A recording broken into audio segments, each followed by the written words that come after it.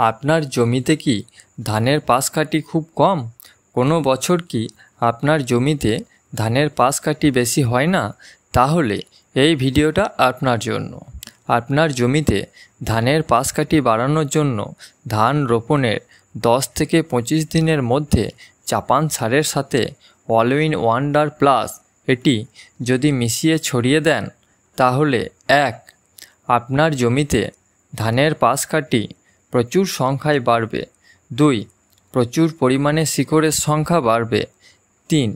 এটি মাইক্রোনিউট্রিয়েন্টের জন্য একটি প্রাকৃতিক চেলেটের হিসাবে কাজ করে, যা উদ্ভিদের জন্য এগুলি আরও সহজলভ্য করে তোলে। 4.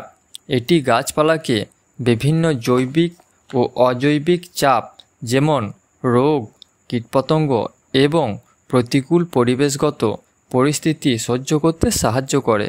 5. এটি মাটির জীবাণু কার্যকলাপ এবং মাইক্রোফ্লোরা উন্নত করে, যার ফলে মাটির স্বাস্থ্য এবং পুষ্টির চক্রাকারে উন্নতি হয়।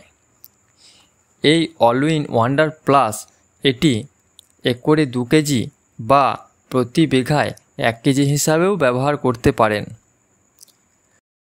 যদি এই ভিডিওটি আপনাদের ভালো লেগে থাকে এবং এই ধরনের ভিডিও আরও দেখতে চান তাহলে এই চ্যানেলটি সাবস্ক্রাইব করে রাখুন।